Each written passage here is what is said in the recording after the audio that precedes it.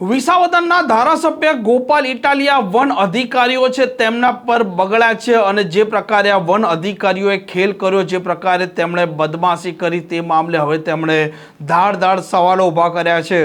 વૈષ્ણવજન તો તેને કહીએ જે પીડ પરાઈ જાનાને રે.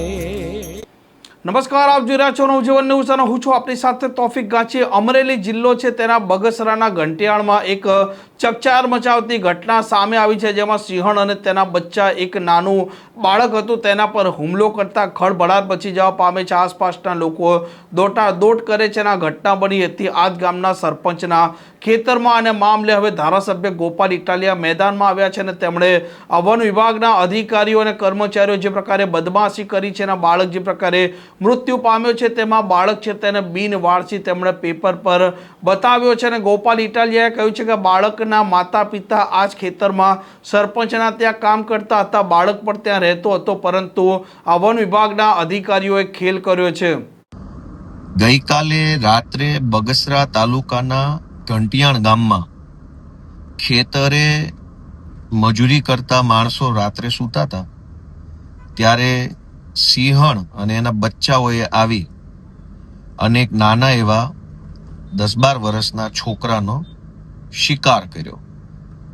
અને ગામજનોએ જેણે આ ઘટનાને જોઈ છે અથવા જેની પાસે આની માહિતી છે, એમનું એવું કહેવું છે કે સિંહણે પોતાના બાળકોને એટલે કે સિંહણના બચ્ચાઓને છોકરાનો શિકાર કરતા શીખવતા હોય એવી રીતે પંજા મારેલા છે.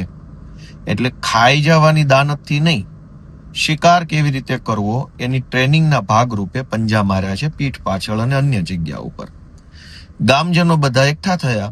ઘંટિયાણ ગામના સરપંચના ખેતરે જ આ બનાવ બન્યો છે. ગામના સરપંચના ખેતરે થયું એવું કે બગસરા પંથકમાં લાંબા સમયથી દીપડા અને સિંહનો ખૂબ ત્રાસ છે. થોડાક સમય પહેલા જ દીપડાની પરેશાન ગતિની ઘટનાઓ બહુ બની હતી, પાછી અત્યારે સિંહની હેરાનગતિ વધી છે. એટલે ગામજનો ભેગા થયા. ગામના સરપંચના ખેતરમાં જ આ ઘટના બની. સરપંચ અને ગામના આગેવાનો અને અન્ય સૌ સામાજિક લોકોએ ભેગા મળીને એવી માંગણી કરી કે ભાઈ તમે આ દીપડા અને સિંહના ત્રાસમાંથી ખેડૂતોને છુટકારો મળે એના માટે કંઈક નક્કર આશ્વાસન આપો, મજબૂત અમને બાંહેધરી આપો અને શું પગલાં લેવાના છો એની અમને ખાતરી આપો.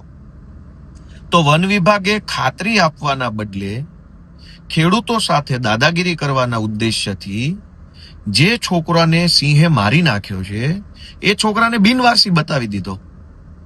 આખા બગસરાને ખબર છે કે આ છોકરો ઘંટિયાણ ગામના સરપંચના ખેતરે કામ કરે છે, એના માતા પિતા પણ ઘંટિયાણ ગામના સરપંચના ખેતરમાં કામ કરે છે, એ બધા ત્યાં હાજર છે સ્થળ ઉપર. એ મરનાર છોકરાના પરિવારના સભ્યો હાજર છે, ગામના સરપંચ હાજર છે, ખેતરના માલિક તરીકે સરપંચ પોતે છે.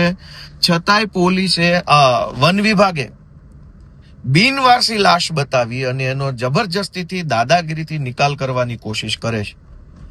ગુજરાતના ખેડૂતો ક્યાં ક્યાં લડશે?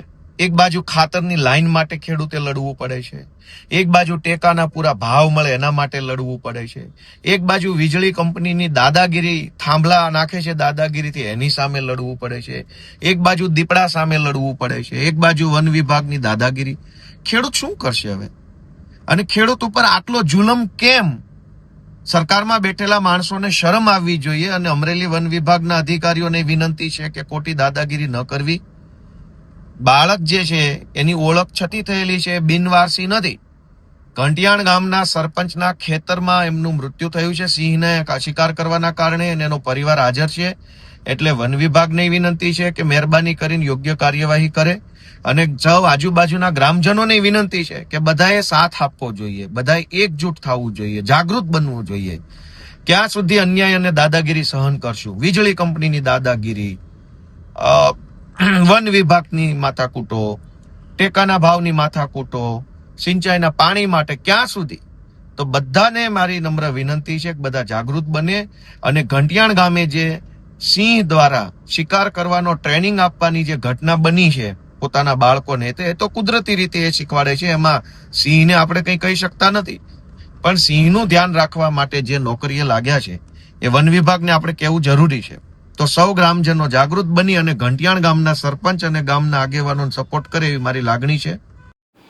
આમ ધારાસભ્ય ગોપાલ ઇટાલિયાનું કહેવું છે કે આ વિસ્તારમાં અવારનવાર સિંહ અને દીપડાઓ જે પ્રકારે ત્યાંના સ્થાનિકો પર હુમલા કરી રહ્યા છે તે મામલે સ્થાનિકો પણ આ વન અધિકારીઓ છે તેમના પાસે માંગ કરી રહ્યા છે કે તેમને કોઈ ઠોસ છે તે કાર્યવાહી માટે આશા તે આપી શકે, પરંતુ હજી સુધી વન વિભાગના અધિકારીઓ આવી કોઈ ઠોસ તેમને આશા આપી નથી શક્યા કે આ પ્રાણીઓ તેમના પર હુમલો નહીં કરે. આ પ્રકારના સમાચાર માટે નવજીવન ન્યૂઝ ચેનલ સાથે જોડાયેલા રહો. નમસ્કાર.